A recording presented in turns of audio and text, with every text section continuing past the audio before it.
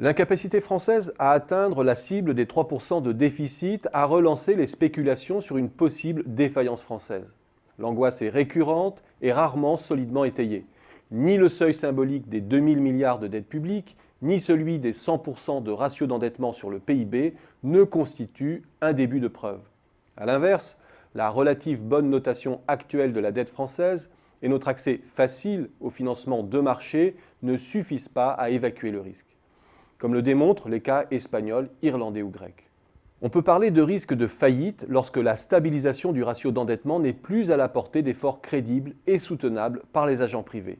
C'est alors le risque d'un emballement boule de neige de la dette qu'il faut éprouver, sans se leurrer sur les possibilités de hausse des impôts ou de baisse des dépenses pour y mettre fin.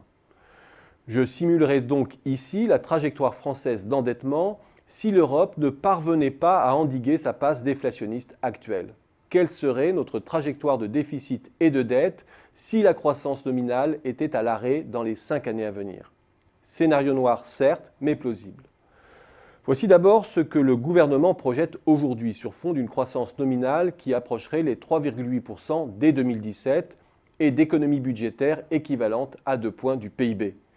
Le déficit reviendrait à 0,8% du PIB et la dette voisinerait 93% du PIB en 2019. Voilà maintenant ce qui adviendrait dans le scénario noir que je viens d'évoquer. Un déficit qui plongerait à 9% du PIB en 2019 et une dette qui dépasserait 130% du PIB. Et si par ailleurs le gouvernement renonçait dans ce contexte à son programme d'économie, la dérive serait encore plus marquée. La France serait bien engagée dans une dynamique boule de neige et dans une dynamique autrement plus problématique que celle de l'Allemagne dans les mêmes circonstances. Éviter cette dérive serait-elle à la portée d'un ajustement structurel raisonnable? Pour s'en préserver, il faudrait dès à présent plus de 4 à 5 points d'ajustement structurel. Impossible à court terme, il n'est pas nécessaire de développer. Mais le pourrait-elle à plus long terme? Après tout, ceux qui dénoncent l'obésité chronique de l'État français sous-entendent qu'un tel ajustement est à portée de main d'un exécutif courageux. Preuve en est notre surcroît de dépenses publiques en pourcentage du PIB de près de 7 points par rapport à la moyenne européenne, de plus de 8 points par rapport au Royaume-Uni et de plus de 11 points par rapport à l'Allemagne. À ces champions de la coupe budgétaire, rappelons simplement qu'il faut comparer ce qui est comparable, compte tenu de l'hétérogénéité des systèmes de retraite en Europe, par répartition ou par capitalisation. Si je me concentre sur les dépenses publiques hors retraite, que voit-on?